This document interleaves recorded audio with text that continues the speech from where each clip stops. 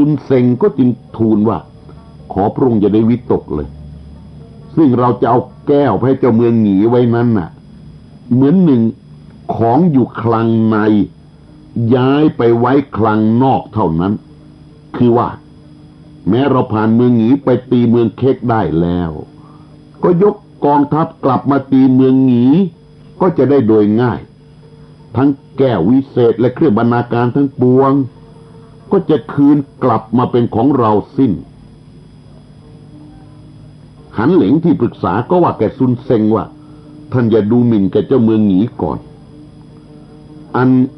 กงจีกีซึ่งเป็นขุนนางผู้ใหญ่ในเมืองหงีนั้นก็มีสติปัญญาหลักแหลมอยู่เห็นจะทัดทานเจ้าเมืองหงีมิให้ยอมรับเครื่องบรรณาการเราคือไม่ยอมให้กองทัพเราผ่านไปตีเมืองเค็กสิซุนเซ็งก็จึงกล่าวว่ากงจีกีมีสติปัญญาก็จริงแต่กลัวอาญาเจ้าเมืองหงียิ่งนักอยู่เพราะเจ้าเมืองหงีเป็นคนโลภดังกล่าวแล้วและไม่รู้จักผิดชอบประการใดมิต้องหวั่นวิตกถึงปัญญาของกงจีกีหรอกว่าจะทัดทานประการใดน่ะก็คงทัดทานมิได้ด้วยเจ้าเมืองหงีมีแต่ความโลภเห็นแก่ทรัพย์สมบัติและแก้ววิเศษของเราเข้าก็คงจะไม่มีใครทัดทานไว้อยู่พระเจ้าจินเฮียนกงได้ฟังดังนั้นก็เห็นชอบด้วยจึงแต่งเครื่องบรรณาการและแก้ววิเศษมอบให้แก่เจ้าเมืองหงีตามคำซุนเซ็งว่าเจ้าเมืองหงีเห็นแก่ทรัพย์ด้วยมีความโลภมากอยู่จึงมิได้พิเคราะห์หน้าหลังก็รับเอาเครื่องบรรณาการไว้กงจีกีที่ปรึกษาได้ว่าแก่เจ้าเมืองหงีว่าซึ่งท่านรับเครื่องบรรณาการไว้แล้วจะให้พระเจ้าจินเฮียนกงยกผ่านเมืองเราไปตีเมืองเค็กนั้นเห็นไม่ควรเพราะเมืองเค็กเป็นกำลังของเราอยู่แม้ว่าพระเจ้าจินเฮียนกงได้เมืองเค็กแล้วก็จะยกกลับมาตีเมืองหงีของเรานี้เป็นมั่นคงกงจีกีทัดทานดังนี้แต่เจ้าเมืองหงีด้วยความโลภในทรัพย์สมบัติแก้วแหวนอันวิเศษเหล่านั้นจึงไม่ยอมฟังคำทัดทานระวาดเอากงจีกีแล้วพระเจ้าจินเฮียนกงก็ยกทัพผ่านเมืองหงีไปรบเอาเมืองเค็กได้เมืองเค็กแล้วก็ยกฐานกลับมาตีเอาเมืองหงีได้นี่ความนี้มีอยู่ในเลียดโกกนี่คงเบ่งว่าอย่างนี้คือยกเรื่องมาเล่าให้ฟังแล้วเนี่ยก็พูดต่อไปว่าบัดนี้จิวยี่คิดกลอุบายว่าจะยกไปตีเสฉวนให้เราหวังให้เราไว้ใจแม้จิวยี่ยกกองทัพมาถึงหน้าเมืองเราแล้วถ้าเล่าปีท่านเอาเสบียงอาหารออกไปเลี้ยงทหารทั้งปวงในกองทัพจิวยี่ตามที่ว่านั้นจิวยี่ก็จะจับท่านฆ่าเสียชิงเอาเมืองเกงจิ๋วคืนฉะนี้แหละอุบายจิวยี่หลักคงเบ่งอธิบายให้ฟังตลอดจนยกเรื่องราวมาประกอบให้ฟังจนจบฉะนี้แล้วเนี่ยเล่าปีก็ถามคงเบ่งทีเดียวว่าถ้าเช่นนี้แล้วเนี่ยเราจะคิดอ่านประการใดจึงจะแก้ไขความคิดจิวยี่ได้คงเบ่งก็ตอบว่าท่านอย่าวิตกเลยอันการครั้งนี้เราจำต้องคิดไว้ให้พร้อมเหมือนขัดแล้วดักเสือเกี่ยวเหยื่อตกปลาจะนิ่งไว้ต่อเห็นตัวเสือและปลาผุดขึ้นมาจะจับทำการนั้นไม่ได้อันจิวยี่ครั้งนี้เห็นจะแพ้ความคิดเราและจะตรอมใจตายเป็นมั่นคงนี่คงเบ้งว่าอย่างนี้เลยทีเดียวเสร็จแล้วคงเบ้งอธิบายให้เล่าปีฟังจบลงแล้วก็จึงเรียกจูล่งเข้ามาทีเดียวฮกหลงเริ่มสั่งการละและการนี้สำคัญนะเกี่ยวด้วยชีวิตจิวยี่ด้วยเนี่ยคงเบ้งก็จึงต้องเรียกจูล่งมาเลยแล้วก็สั่งว่า การที่เราจะได้ทำกับจิวยี่นั้นเห็นคับขันอยู่ก็ครั้งนี้ครั้งเดียวจูลงท่านจงจัดแจงฐานให้พร้อมด้วยเครื่องศาสตราวุธขึ้นรักษาหน้าที่เชิงเทินไว้มั่นคงถ้าจิวยี่ยกกองทัพมาถึงหน้าเมืองเราแม้จะถามถึงเรากับเล่าปีท่านจงโต้ตอบตามถ้อยคำที่เราสั่งนี้ทุกประการจูลงก็รับคำละคงเบ้งก็สั่งไว้ละเอาจะสั่งว่าประการใดอย่างไรนั่นไว้เดี๋ยวค่อยว่ากันจูลงนั้นก็คำนับราไปจัดแจงตระเตรียมการตามที่คงเบ้งสั่งคือจัดแจงทหารเครื่องศาสตราวุธละแล้วก็ขึ้นรักษาหน้าที่เชิงเทินไว้มั่นคงไว้เลยเตรียมรับกองทัพเลยเป็นการรับกองทัพศัตรูผู้รุกรานละไม่ใช่รับกองทัพพันธมิตรที่จะยกมาช่วยนะและคงไม่ก็เขียนหนังสือฉบับหนึ่งสั่งให้เหล่าหองกวนเป๋งเขียนหนังสือส่งให้แก่เหล่าหองกวนเป๋งแล้วก็สั่งว่าเจ้าทั้งสองเนี่ยจงคุมฐานไปสกัดอยู่เหนือน้ำทางที่จะไปเมืองเสฉวนนะถ้าจิวยี่ยกมาถึงเมืองเกงจิ๋วได้ยินกวนอูว่ากล่าวท้าทายเข้าแล้วเนี่ยจะมีใจมานะต้องยกไปตีเมืองเสฉวนแน่เจ้าจงเอาหนังสือนี้ให้ไปเหล่าของกวนเป๋งก็รับคำนับแล้วก็ลาคงเบ้งไปคงเบ้งก็เรียกกวนอูมาให้คุมฐานไปตั้งอยู่ณเมืองกังเหลงให้เตียวหุยไปตั้งอยู่ณเมืองจีกุยทีนี้บัดนี้เหล่าปีไม่ใช่มีนายฐานเอกแต่เพียงกวนอูเตียวหุยจูลงเท่านั้นนะคนต่อไปก็คือฮองตงนายทหารวัย60ให้ฮองตงไปตั้งอยู่ณอ่าวกังอันให้อุยเอียนไปตั้งอยู่ณตำบลอีเหลงอันเป็นทางใกล้เมืองเกงจิ๋วทั้ง4ทางเนี่ยแล้วก็สั่งว่าถ้าท่านเห็นจิวยี่ยกมาถึงเชิงกำแพงก็ให้โห่ร้องว่าจะจับตัวจิวยี่แต่ว่าอย่าทำอันตรายสิ่งใด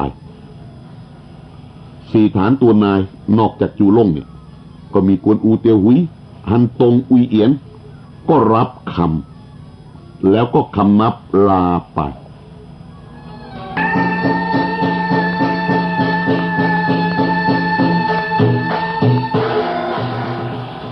เป็นอันว่าแผนของจิวยี่จะไปตีเสฉวนให้เหล่าปีซึ่งโดยแท้จริงนั้นเพียงแต่จะยกทัพเข้าไปใกล้และก็อุบายหลอกให้เหล่าปีออกมาแล้วจะจับเหล่าปีฆ่า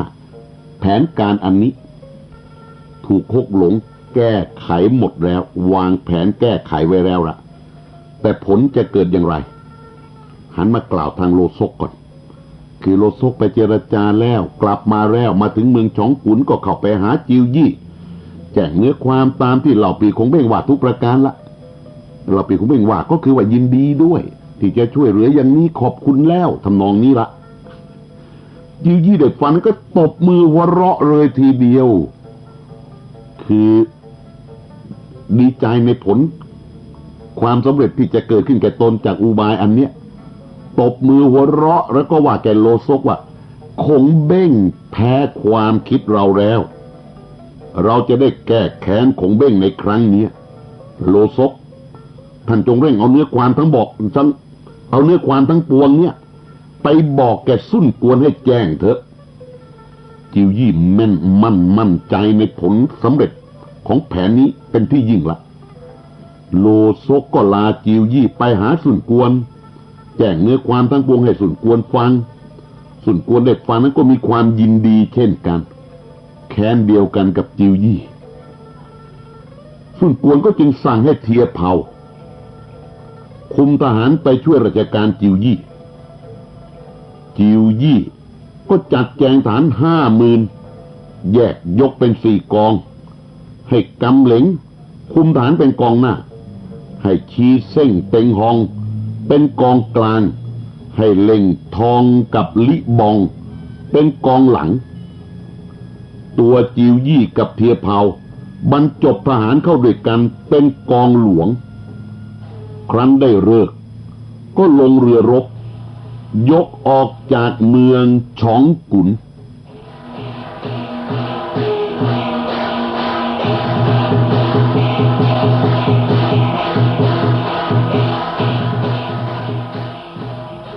แผนจิวยี่ที่จะ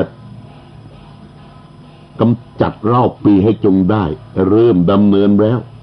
มิใช่เพียงแค่วางแผนเฉยๆบัดนี้กองทัพ50,000เคลื่อนไปแล้วฝ่ายหกหลงขงเบ้งข่าวเคลื่อนทัพเนี่ยไม่อาจจะพ้นจากการสดับรู้ไปได้หรอกขงเบ้งรู้ข่าวว่าจิวยี่ยกกองทัพมาแล้วก็เรียกบิโต๊ก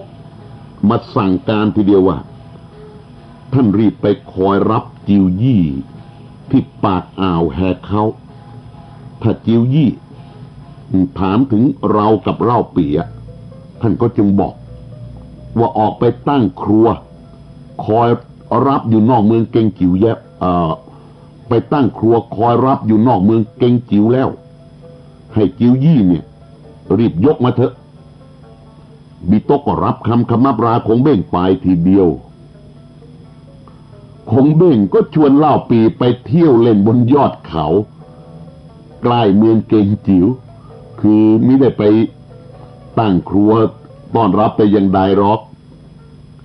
แผนนี้ของคงเบ้งนี่เป็นแผนเอาตายแก่จิวยี่ทีเดียวละแต่จะตายกันอย่างไรสำคัญอยู่ละคงเบ้งไม่ได้ทำอะไรไปเที่ยวเล่นบนยอดเขาซะอย่างนั้นแหละทางฝ่ายจิวยี่เนี่ยยกมาถึงปากอ่าวแหกเขาก็ถามฐานน้ำปวงว่าเหล่าปีให้ผู้ใดออกมาคอยรับเราอยู่บ้างหรือไม่ยังไม่ทันสิ้นคำทหารก็เข้ามารายงานว่าบัดนี้เหล่าปีให้บิโต๊กมาคอยท่าท่านอยู่แล้วจิวยี่ก็ให้หาบิโต๊กเข้ามาบิโต๊กก็เข้ามาคำนับแล้วก็บอกว่าเหล่าปีนายข้าพเจ้าแจ้งว่าท่านยกกองทัพมาก็มีความยินดีเตรียมการทั้งปวงไว้พร้อมแล้วบัดนี้เหล่าปีออกไปตั้งโรงเลี้ยงอยู่นอกเมืองจับจอกสุราคอยท่าจรินให้ท่านจึงให้ข้าพเจ้ามาคอยรับท่านให้ท่านรีบยกไปเถอะจิวยี่เด็กฟังนั้นก็มีความยินดีก็ว่าแกบิโต๊กว่าเรายกกองทัพมาครั้งนี้ก็เป็นการของนายท่านให้ท่านเร่งกลับไปบอกแกเล่าปีว่าให้เตรียมเสบียงอาหารซึ่งจะส่งกองทัพไว้พร้อมบิโต๊กก็คำนับลาไปจิวยี่ก็ยกไปถึงอ่าวกังอันแต่ก็ไม่ได้เห็นผู้คนมาคอยต้อนรับเหมือนที่บิโต๊กมาพูดมาบอกเลยจิวยี่ก็คิดประหลาดใจก็รีบยกไปถึงเมืองเกงจิ๋วเคลื่อนทัพเข้าไปใกล้กำแพงเมืองเกงจิ๋วก็เห็นเงียบสงัดอยู่ค่อยฐานขึ้นไปสอดแนมดูในเมืองเกงจิ๋วสิเห็นปิดประตูเมืองอยู่มิได้เห็นผู้คนเดินไปมาเห็นแต่ธงขาวปักไว้บนเชิงเทิน2 คันจิวยี่สงสัยนะที่ได้เห็นดังนั้นก็จึงให้จอดเรือรบเข้าแล้วก็ขึ้นบกขี่ม้าพากำเหลงชีเซ้งเต็งหองกับทหาร3,000ยกเข้าไปถึงเชิงกำแพงเมืองเกงจิ๋วแล้วก็จึงให้ทหารร้องเรียกนายประตูให้เปิดรับนายประตูเมืองเกงจิ๋วได้ยินเสียงคนมาร้องเรียกให้เปิดประตูเมืองรับจึงก็ถามว่าท่านชื่อใดมาธุระสิ่งใดทหารก็บอกว่าเราเป็นทหารจิวยี่บัดนี้จิวยี่ยกกองทัพมาถึงแล้วนี่นายประตูผู้รับคำสั่งหกหลงไว้พร้อมแล้วคือจูล่งน่ะจูล่งก็ให้ตีกลองสัญญาณเรียกฐานทั้งปวงซึ่งถือเครื่องศาสตราวุธอยู่บนหอรบเชิงเทินให้ยืนพรึบขึ้นพร้อมกันนี่เห็นเงียบเฉียบสิไม่มีอะไรหรือมิได้เตรียมพร้อมอยู่แล้วนี่จูล่งให้ทหารขึ้นประจำหน้าที่เชิงเทินพร้อมกันแล้วก็ร้องว่าแกจิวยี่ ตามคำที่คงเบ้งสั่งไว้นี่คงเบ้งสั่งไว้แล้วจูร่งก็ร้องลงไปทีเดียวว่าท่านยกทหารมาบัดนี้จะมีธุระไปแห่งใดจูร่งถามมาก่อนเลยคงเบ้งสอนไว้อย่างนี้ยิวยี่ก็ร้องตอบไปว่าอ้าวท่านไม่รู้หรอกหรือนี่เราจะยกไปตีเมืองเสฉวนให้แก่เล่าปีนายท่านน่ะจูร่งก็ตอบว่าท่านคิดกลอุบายอย่างพระเจ้าจินแหงกงยืมทางเจ้าเมืองหนีไปตีเมืองเค็กนั้นหรือคงเบ้งแจ้งอยู่แล้วจึงให้เราคุมทหารขึ้นมารักษาหน้าที่เชิงเทินคอยท่าท่านอยู่ซึ่งท่านจะไปตีเมืองเสฉวนนั้นก็ให้รีบยกไปเถอะแม้เมืองเสฉวนเป็นอันตรายแล้วเล่าปีนายเราก็จะไม่พ้นความอายเพราะเล่าเจียงกับเล่าปีก็เป็นเชื้อสายติดพันกันอยู่จึงสั่งเราไว้ให้บอกแก่ท่านว่าแม้ท่านได้เมืองเสฉวนสมความคิดแล้วเล่าปีกับคงเบ้งก็จะคืนเกงจิ๋วให้แล้วก็จะพาฐานอพยพไปอยู่ป่าไม่คิดอ่านทำการสงครามใดๆสืบไปเลยจิวลงตะโกนลงมาดังนี้หกหลงสอนไว้ให้เรียบร้อยแล้วจิวยี่ได้ฟังนั้นก็เห็นว่านี่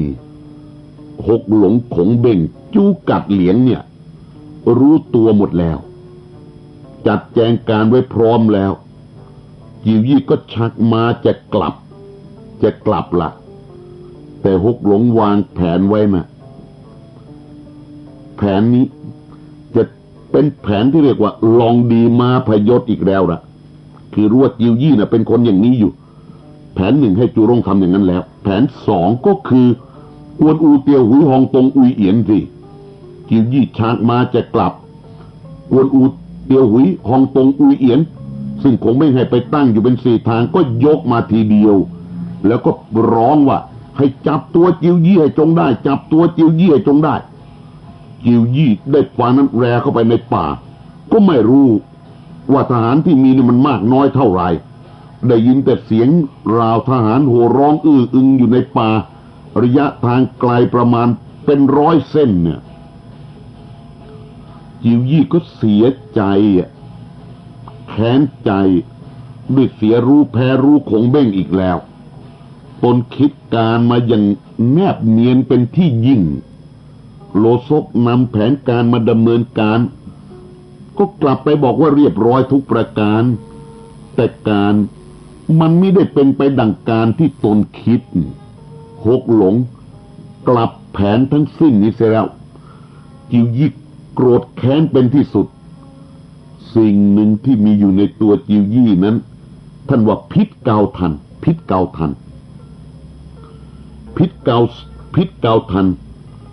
ซึ่งมีอยู่ภายในนั้นก็กลุ่มรุมขึ้นมา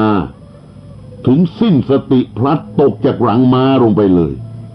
โกรธมากเจ้าพิษเกาทันชนิดนี้มันร้ายกาจมากทำให้จิวยี่สิ้นสติพลัดตกจากหลังม้าเลยทีเดียวละเอาทหารนพวงก็เข้ามาประคองจิวยี่พาไปลงเรือทหารทั้ง4 กองของกวนอูเตียวหุยฮองตงอุยเอียนน่ะก็ดังคงเบ้งสั่งแล้วนี่ว่าไม่ต้องทำอะไรให้ทำแค่นั้นแหละคือให้โห่ร้องอยู่ว่าจะจับตัวจิวยี่เท่านี้แต่ไม่ต้องออกไปรบไปจับอะไรหรอก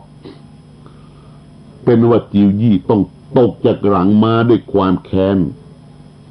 ทหารมาประคองกลับลงเรือได้หนวดเฟ้นแก้ไขจนฟื้นครั้นจิวยี่ฟื้นขึ้นมาแล้วทหารทั้งปวงก็เข้ามาบอกว่าข้าพเจ้าเห็นเล่าปีกับขงเบ้งขึ้นไปนั่งเสพสุราบนยอดเขานอกเมืองเกงจิ๋วทหารมารายงานเข้าที่นี่จิวยี่เด็กฝันนั้นก็คิดแค้นใจยิ่งนักครั้นจะยกทหารไปรบพุ่งจับตัวเล่าปีหรือก็ไม่รู้ว่าขงเบ้งจะคิดกลอุบายล่อลวงประการใดอย่างไรอีกก็จึงว่าแก่ฐานทั้งปวงว่า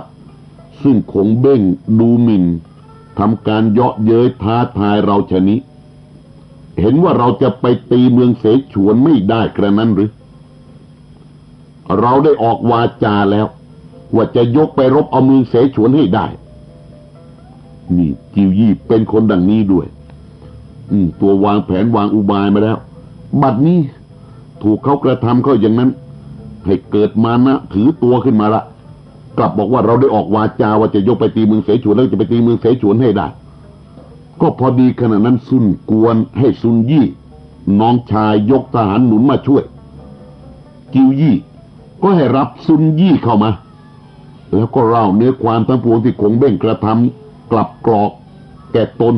ให้ซุนยี่ฟังทุกประการละและจิวยี่กับซุนยี่นั้นก็ให้ทหารออกเรือรบหวังจะไปตีเมืองเสฉวนไปถึงตำบลปาขิวก็พอดีเหล่าหองกับกวนเป๋งอีก2 คนนี่ลูกเลี้ยงเหล่าปีลูกเลี้ยงกวนอูที่คงเบ้งใช้มาเนี่ยเหล่าหองกวนเป๋งคุมทหารตั้งสกัดอยู่เหนือน้ำนั้นเอาหนังสือของคงเบ้งมาให้แก่จิวยี่ก็รับหนังสือนั้นมาอ่านดูเป็นใจความว่าข้าพเจ้าคงเบ้งขออวยพรมาถึงจิวยี่ซึ่งเป็นที่ปรึกษาผู้ใหญ่ในเมืองกังตังด้วยตัวข้าพเจ้าแต่จากท่านมาก็ช้านานยังคิดถึงไมตรีท่านอยู่ทุกวันมิได้ขาดนี่ฮกหลงคงเบ้งเขียนหนังสือมาอย่างนี้ก่อนบัดนี้ข้าพเจ้าแจ้งว่าท่านจะยกกองทัพไปตีเมืองเสฉวนก็คิดวิตกถึงท่านนักด้วยเมืองเสฉวนนั้นเสบียงอาหารและไพร่พลก็มั่งคั่งบริบูรณ์อยู่ถึงมาทว่าเหล่าเจียงมีสติปัญญาน้อยแต่ก็เห็นว่าพอจะรักษาเมืองรอดท่านจะยกไปนั้นทางก็ไกลถึงจะส่งเสบียงอาหารก็ขัดสนอันหนึ่งโจโฉจำเดิมแต่เสียทหาร83,000 ครั้งนั้นก็คิดจะแก้แค้นอยู่มิได้ขาดแม้โจโฉรู้ว่าท่านทิ้งเมืองไปเสียชะนี้ก็จะยกกองทัพมาตีเมืองกังตังซุ่นกวนสู้โจโฉไม่ได้เมืองกังตังก็จะเสียแก่โจโฉเป็นมั่นคงตัวข้าพเจ้ากับท่านก็มีไมตรีต่อกันอยู่ครั้นจะนิ่งให้ท่านทำการผิดก็หาควรไม่จึงช่วยเตือนสติท่านหนังสือของเบ้งนี่ความอย่างเนี้ยมันลึกซึ้งเจ็บปวดรวดร้าวแค่ไหนสำหรับจิวยี่ล่ะจิวยี่แจ้งความหนังสือแล้วเนี่ยทอดใจคือถอนหายใจเฮือกใหญ่เลยทีเดียวแล้วก็คิดแค้นใจยิ่งนักฮกหลงนี่รู้ไปหมดรู้ไปตลอดกล่าวคำทั้งสิ้นเนี่ยเสียดแทงใจตนเป็นที่ยิ่งแล้วแค้นหนักขึ้นพิษเกาทันที่มีอยู่ในตนก็กลุ่มรุมขึ้นมาถึงกับสลบไปอีกทีเดียว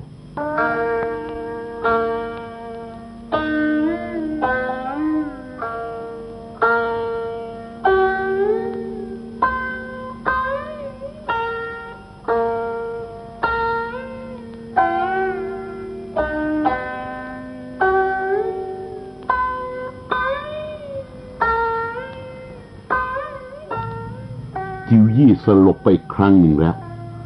นี่2 ครั้งติดกันว่าอย่างนั้นเถอะ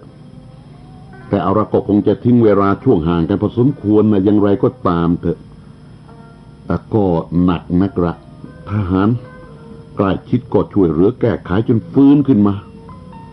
บัดนี้จิวยี่ก็รู้อาการของตัวเองละเห็นว่าตัวจะไม่รอดแล้วก็จึงเขียนหนังสือให้ไว้ฉบับหนึ่งแล้วก็สั่งแก่นายทัพในกองทั้งปวงไว้ว่าเราทำการทั้งนี้ก็ตั้งใจจะทนุบำรุงซุ่นกวนโดยสุจริตแต่บัดนี้ความตายได้มาถึงตัวเราแล้วท่านทั้งปวงอยู่ภายหลังจงช่วยกันทนุบำรุงนายเราให้สำเร็จตามที่คิดไว้ให้จงได้ท่านจงเอาหนังสือนี้ไปให้แก่นายเราเถิดว่าเรา คำนับลาแล้วจิวยี่สั่งเท่านั้นน่ะพิษเกาทันก็กลุ้มขึ้นมาสลบไปอีก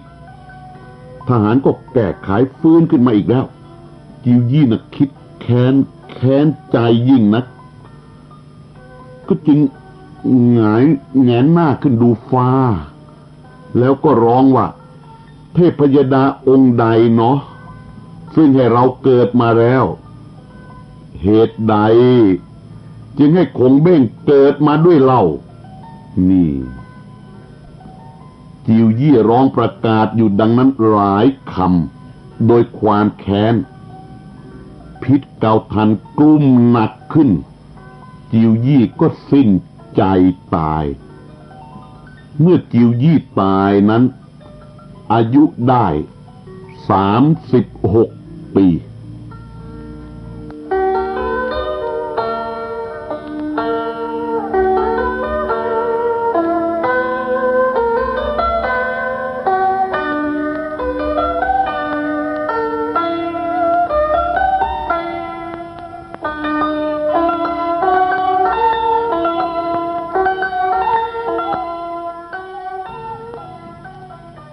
เรื่องของความตายว่าไปมันก็เป็นของทุกคนทุกตัวคนแหละแต่การตายนั้นน่ะต่างกันนักจิวยี่ตายด้วยความแค้นใจแค้นอัดแน่นจนกระทั่งถึงกับร้องขึ้นกับฟ้าน่ะฟ้าให้เรามาเกิดแล้วเหตุใดให้คงเบ้งมาเกิดด้วยล่ะนี่ทีกงแซยี่เฮาปิดแซเหลียงอะไรก็ว่ากันไปตามฉบับของยาขอบท่านก็ว่าไว้สำคัญทีเดียวความในตอนนี้เอาเป็นอันว่าจิวยี่จบสิ้นชีวิตลงไปนี่อายุ36เท่านั้น36เท่านั้นเองทหารทั้งปวงนั้นก็จนปัญญาที่จะทำการใดอย่างไรต่อไปได้แล้วในที่สุดก็ต้องเลิกทัพกลับจัดแจงศพจิวยี่ไว้ตามบรรดาศักดิ์ของแม่ทัพใหญ่ละแล้วก็เอาหนังสือที่จิวยี่เขียนไปให้แกสุ่นกวนแล้วก็แจ้งความให้สุ่นกวนฟังโดยนายแห่งหนหลังทั้งปวงนี่แหละเป็นมาอย่างไรยกทัพมาอย่างไรประการใดก็เล่าความให้สุ่นกวนฟังสิ้นจนกระทั่งถึงจิวยี่จบสิ้นชีวิตไปสุ่นกวนครั้นได้แจ้งว่าจิวยี่ตายแล้วก็ร้องไห้รักจิวยี่เป็นอันมากแล้วก็รับหนังสือนั้นมาอ่านดูเป็นใจความว่าข้าพเจ้าจิวยี่ขอคำนับมาถึงท่านด้วยท่านเมตตาตั้งข้าพเจ้าให้เป็นแม่ทัพและที่ปรึกษานั้นคุณหาที่สุดมิได้ข้าพเจ้าได้ตั้งใจทำการโดยสัตย์สุจริตหวังจะสนองคุณท่านบัดนี้การของท่านก็ยังไม่สำเร็จเป็นกรรมมาตามทันความแค้นของข้าพเจ้าครั้งนี้ถึงมาทว่าชีวิตจะละลายก็ไม่เสียดายเลยแต่คิดวิตกอยู่ที่ไม่ได้ทำการต่อไปอันหนึ่งทุกวันนี้แผ่นดินก็ยังไม่ราบคาบฝ่ายเหนือเล่าโจโฉก็ได้เป็นใหญ่อยู่ณเมืองฮูโตมีใจกำเริบนักอยู่ฝ่ายเล่าปีอาศัยอยู่ณเมืองเกงจิ๋วก็เหมือนหนึ่งเลี้ยงเสือไว้นานไปจะมีกำลังใหญ่ขึ้นก็จะเป็นศัตรูท่านแล้วการบ้านการเมืองเราก็ยังไม่สำเร็จอันขุนนางทั้งปวงในเมืองกังตัง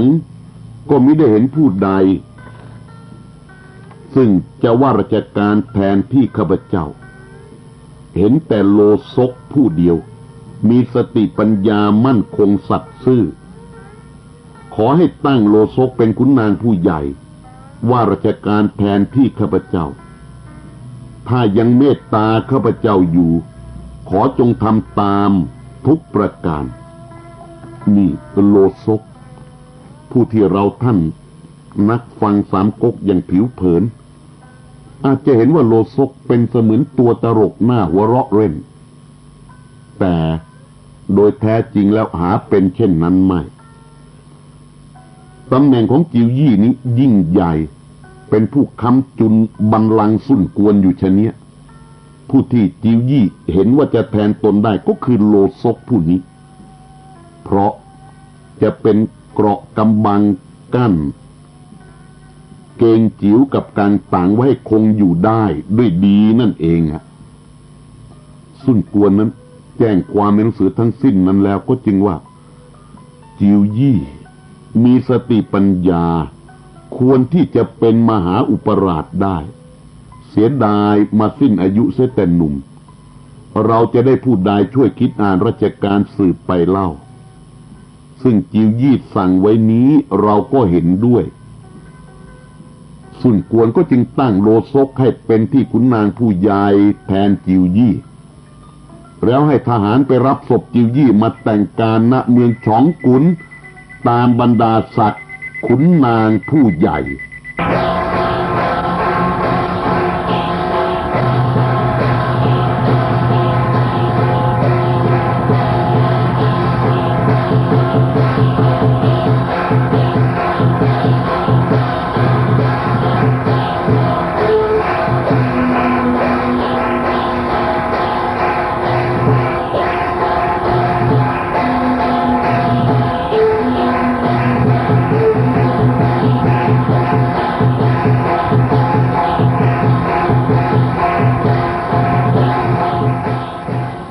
คราวนี้เราหันกลับไปกล่าวทางฝ่ายฮกหลงขงเบ้งจูกัดเหลียงล่ะนะครับก็พาเล่าปีขึ้นไปอยู่บนภูเขาขงเบ้งนั่นน่ะเมื่อเราปียกพ้นไปแล้วกลับไปแล้วก็พาเราปีลงจากเนินเขากลับมาเมืองเกงจิ๋วครั้นเวลาค่ำคงเบ้งก็พิเคราะห์ดูฤกษ์บนเห็นดาวตกลงมาจากอากาศดวงหนึ่งดาวตกลงมาจากอากาศดวงหนึ่งดาวตกลงมาจากอากาศดวงหนึ่งดาวตกลงมาจากอากาศดวงหนึ่ง